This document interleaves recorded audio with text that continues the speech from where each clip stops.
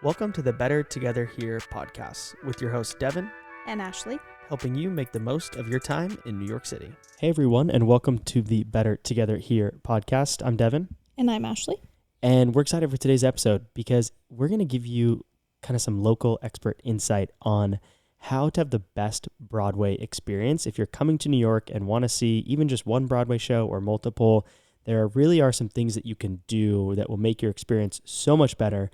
And of course, some things you don't want to do to not hinder your experience. So let's get right into it. When we talk about Broadway, there are kind of like two sections of Broadway in New York City. There is standard Broadway, which will be like your main shows that are in most instances actually off of like the street Broadway. That'll have your big shows like Lion King and Wicked and Hamilton and all those types of things. And then there's also off Broadway. What we're going to talk about is mostly applicable to like your kind of standard popular Broadway shows, but will also be similar and relevant for off-Broadway. And honestly, you can really go to some fun off-Broadway shows. They're often a lot cheaper, there's more availability, and you still see amazing talent. Like the people who are on Broadway, the top of the top, but even off-Broadway is going to have some really talented musicians and actors and singers and all those types of things. I will say, I highly, highly recommend seeing a Broadway show while you are in New York City. Even if you don't think you're a huge Broadway person, or even better, if you are a Broadway person, definitely take some time and go and see a Broadway show. It's the best talent in the world, the best shows in the world. It's just a really fun, exciting environment to be in. So I would definitely, this is my plug for Broadway in general. It's one of the, I'd say in the top 5 reasons why we wanted to move here, at least why I wanted to move to New York City. Yeah, it's definitely a unique experience. Like really the only other place that you can get talent similar or on the same level is in London. So if you're coming to New York, make time, go to a Broadway show. So we're going to talk to you about how to do that, how to accomplish it, how to get cheaper-ish tickets and have a good experience. So when it comes to tickets, really there's a few options. So we'll talk about a couple that we won't maybe dive too far into, but a lot of the shows do have lotteries. The more you can plan ahead, the better. The higher likelihood you're going to get tickets for the show you want, the higher likelihood that you're going to get cheaper tickets. So plan ahead. If you know you're coming in 2 months, start looking at tickets now. Some of the shows have a lottery. If you just search NYC Broadway lottery in Google, you can find that. The shows change from time to time, but it's worth entering those. You also can go to box offices and of the specific show. If you're like, I know I want to go to Wicked, you can go to the box office and buy tickets. It's just you're going to be locked into what they have to offer. So the route that we typically go is one of 2 ways. If you have time and you're planning in advance, use TodayTix. That's TODAYTIX. They have an app, obviously a website. This is the cheapest route for getting tickets if you have time to plan in advance. If you look roughly a month or more in advance, some of the shows you can get tickets for as cheap as like 30, 40, 50 bucks. Whereas if for the exact same show, if you wait until the week of or the day of, you're probably going to pay double, if not more, for that same exact show. So if you can plan ahead, use TodayTix.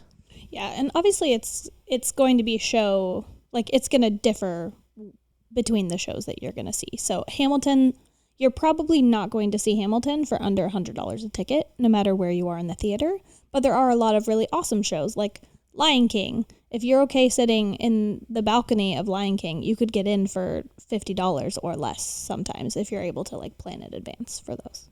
And on that note, there's a great website called aviewfrommyseat.com where if you're looking at tickets, you can have it open in another tab or window and you can punch in the section that you can find the theater that you're looking at, punch in the section. Sometimes even you can get as granular as the row and you can kind of see what the view looks like. I will say most of the theaters in New York City for Broadway, there's not really a bad seat, but obviously some seats are better than others. So do your research in regards to, what the seat might look like and those types of things. So TodayTix is great if you're planning in advance.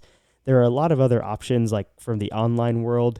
You can go to Broadway.com. You can use something like Viator or Get Your Guide. You can use, your standard ticket providers like SeatGeek or Ticketmaster. It's just that same scenario as if for when you do tickets for other events, it's like you're going to pay the fees, and sometimes it's confusing, and they show you the price without fees and all that good stuff. So TodayTix is the best route if you're planning in advance. If you don't plan in advance, or you spur of the moment want to go to a show, the best route is to use the TKTS booth, or often just called the tickets booth. It's the big, massive red staircase that you've probably seen in like pictures, or if you've been to Times Square before.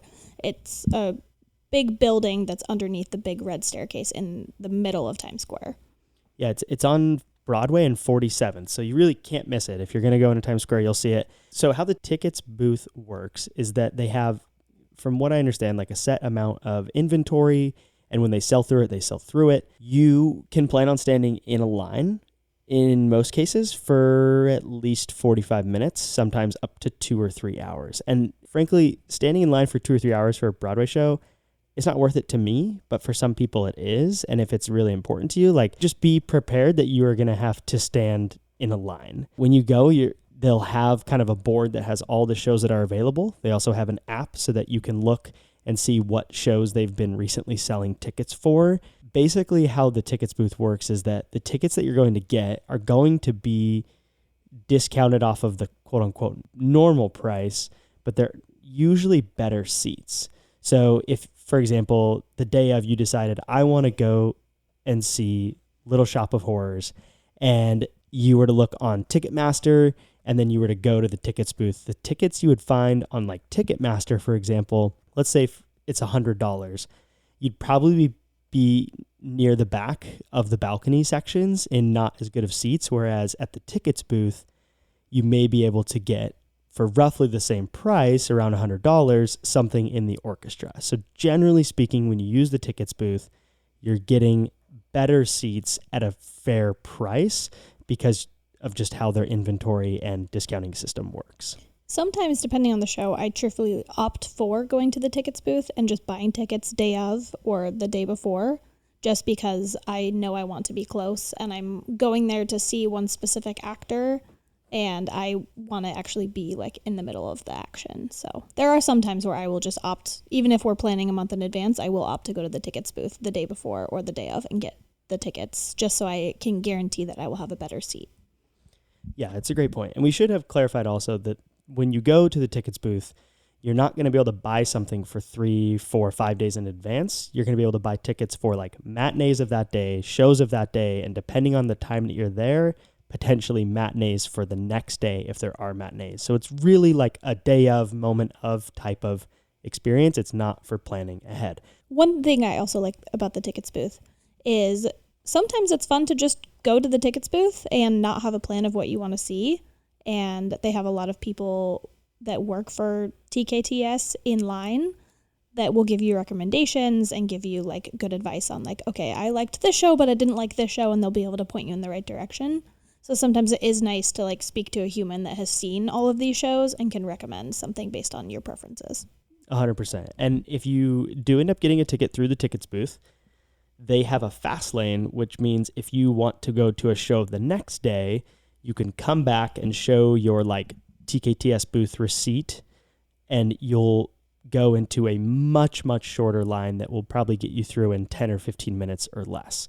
Genuinely, I hate using this term because it's like a little cliche, but like a real local hack is to go to the tickets booth at Lincoln Center. So the main one is in Times Square, but there's also a location near the Lincoln Center. It's on Columbus and 62nd, between Columbus and Broadway.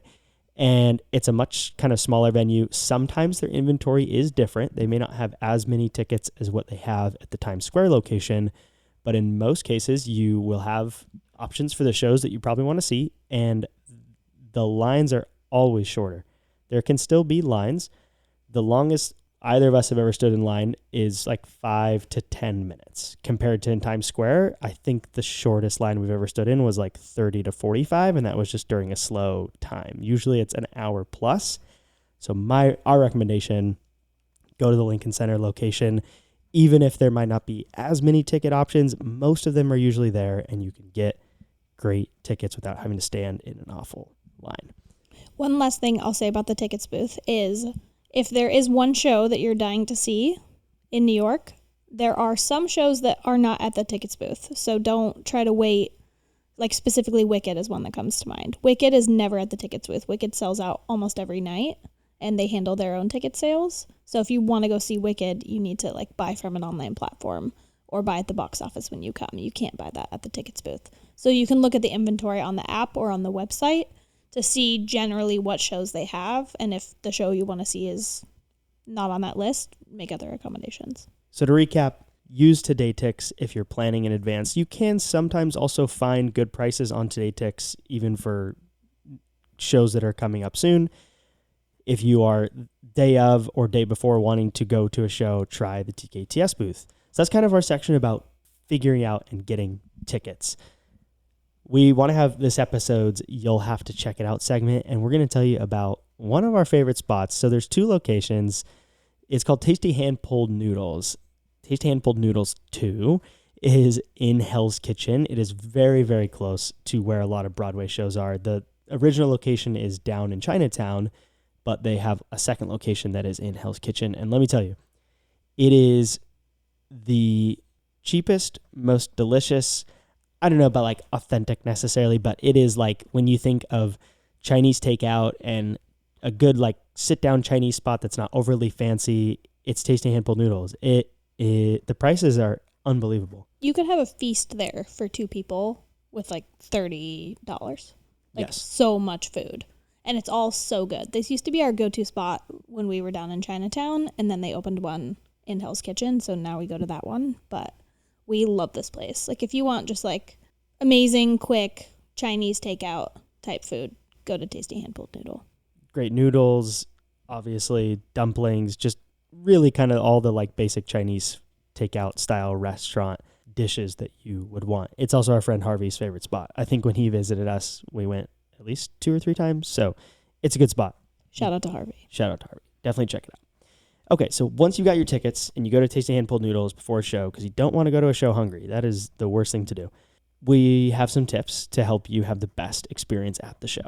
So be aware that every single Broadway show, you are going to go through security. So don't bring like weapons, even pepper spray, they often won't let in. Sometimes if you happen to have it on you and forgot, they'll hold it for you, but don't bank on that. You can also usually bring snacks in. It's just, do it in a respectful manner. Like don't bring in a full meal from your favorite restaurant, but you can bring in snacks. You can bring in a bottle of water. You can bring in things that aren't too out of hand when it comes to food. I will say I'm not 1,000% positive that truly like it's quote unquote allowed to bring in food. I've just never been stopped. Like when I'm bringing in a water bottle, no one's ever stopped me. When I'm bringing in snacks, no one's ever stopped me. So take this advice with a grain of salt that there's a chance they might take your gummy bears away from you that you're trying to bring in, but it's never happened to us. And if you do bring in snacks, a nice courteous thing to do is to open them up before the show starts.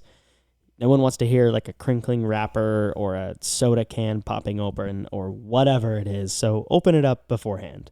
My next piece of advice for Broadway tips, etiquette, all of that good stuff is bring a jacket, because even in the middle of the summertime, if it's 100 degrees outside, they are pumping that air conditioning and it gets cold in there in those theaters. So even summertime, wintertime, winter, you're already going to have a jacket on you usually, but in the summer, bring some type of jacket. And now we're going to talk about a couple things not to do. And we don't mean this to sound harsh, but let's just have like a real conversation for a second. When we're in public spots as human beings, especially in something like Broadway, everyone around you also paid for a ticket and they paid for an experience, right? And the experience that they paid for is to be able to watch and see and hear and experience the Broadway show that they probably paid good money for without distractions and without people being annoying around them. I'm just going to say, like, there's way too many people who go to Broadway shows and are doing things that are interruptive and frankly annoying, and it's just rude. So we're going to talk about some things not to do. The number one rule, do not use your phone. Before the show starts, turn your phone all the way off, not on Do Not Disturb, not on airplane mode even, because then alarms go off, etc. Turn your phone off. And I would say do not use it. 50% of the time we're in a theater, somebody has a phone call that rings through, or they have an alarm go off that they're not expecting. So just turn your phone all the way off. Everything will be fine. And this is like a little bit of Ashley and I's own just kind of life philosophy. Don't turn your phone on during the intermission. If your show has an intermission, just leave your phone off. Interact with the people around you, whether that's someone you came with, talk to the person next to you, see where they're from, hear about their life. Like, we're not going to go on too much of a philosophical rabbit hole about the demise of society because of cell phones, but don't be on your phone in the show. Like, just, it's a 10 to 15 minute intermission. Just like enjoy the theater. All the theaters are beautiful. They have intricate artwork and architecture. Like, just enjoy the moment and not scroll through Instagram. Yeah. Like Devin said, take the opportunity to look at the amazing artwork in the theaters, because the Broadway theaters are truly immaculate and have art and architecture that just doesn't exist in modern day architecture at all. Take the opportunity to ask the person next to you where they're from. Ask them what shows they like. Ask them if they're enjoying the show so far, because it's fun to hear other perspectives, and maybe you'll learn something, and maybe you'll get a recommendation for another show that you should see on your trip. Or a bar you can go out to after, or a restaurant that they love. Like, here's the thing that I love about New York, and like New Yorkers in particular, is that, you know, they often get a bad rep for being rude or whatever it is, but that's not generally true. And the vast majority of them have just a wealth of information. And if you just put your phone away, talk to them during the intermission, you'll learn something exciting. On the note of intermissions, most shows are going to have one. It'll be anywhere from 10 to 15 minutes. If you know you need to go to the bathroom during the intermission, as soon as the curtain goes down and the lights come on, don't sit around and make a plan with your friends. Don't check your phone, etc. Just stand up and walk directly to the bathroom, because the lines are crazy. At almost every single theater, the lines will end up being 100 people or more. The lines will wrap up and down a staircase, back around the bar. The lines will get crazy. So like Devin said, as soon as the curtain drops, you should be standing and walking to the bathroom. Same goes for if you want to drink. Like, if you're not prioritizing the bathroom and you just want to get a cocktail or whatever, during the intermission, go straight to the bar. You don't have time to waste. I know it like sounds funny, but really, like, a lot of some of the theaters only have 1 or 2 bathrooms that maybe have 4 to 6 stalls. And think about the vast number of people that are in the theater. So go to the bathroom as soon as the intermission starts. One other kind of courtesy thing and Broadway etiquette is don't sing along. Like, I know that it's tempting, and you know, maybe you've been listening to the Dear Evan Hansen soundtrack for months and months, and you're so excited, and that's great. And you can hum along, you can sing really, really quietly, but like, again, when you're singing out loud, you are potentially depriving the people around you from experiencing the show the way it was meant to be experienced, which is the people who are professionals and who are the top of their craft singing with full talent. So just don't sing along. And if you do these things, you're going to have a good Broadway experience. The last thing that we're going to talk about, this is kind of once the show's over. So first off, you know, just exit. When you're exiting, don't congregate around the exit. Walk 100 yards to the left or to the right and just get away from where everyone is, so that people who are exiting have space behind you. And if you've heard our Avoiding Tourist Traps podcast, Avoiding Tourist Traps in New York City podcast that we did, you will know how much we dislike the pedicabs. But we're gonna talk about it again, because there are going to be so many pedicabs outside at the exits trying to take you away from the congestion, which I understand the appeal, but don't get on the pedicabs. They're just trying to trap you. You will be price gouged. They will tell you a price. You will get on the bike, and then they will charge you more once you get off the bike. I have seen it time and time again. I have seen full-on screaming matches between pedicab drivers and tourists, and it's not good. So just don't do it. Like, literally do not use the pedicabs. And for what it's worth too, genuinely, they are not safe. I have seen pedicab drivers do things that really put others at risk, including the people on the back of the bike. So don't use the pedicabs. And that's it. That's our New York City Broadway tips. We've given you some good insights on how to get tickets. We've given you insights on things to do in the theater to have a good experience, things not to do. Above all, just please be respectful of the people around you. People for a lot of people, they may only be able to afford to go to one show or they may only come to New York once in their life, and this is the one show they're going to go to. And like, you being on your phone or talking or being distracting, like, it's just rude, and it's like so unfair to people. So please be a good human being and be respectful and have etiquette in Broadway shows. And most importantly, go see a Broadway show. There is truly nothing like a Broadway show theater environment. The talent is amazing. It's literally the best in the world, in my opinion. And definitely go see a Broadway show while you're in the city. We hope you enjoyed this episode. If you have not already, please either follow us on Spotify if you're listening there, or subscribe on Apple Podcasts. Leave us a review on Apple Podcasts. Please subscribe to our newsletter. You can go to bettertogetherhere.com/newsletter, where we email just once a week. We don't spam you. We don't send all kinds of crazy emails. Once a week about different articles and ideas and things to do in New York City. But other than that, we'll catch you on the next episode.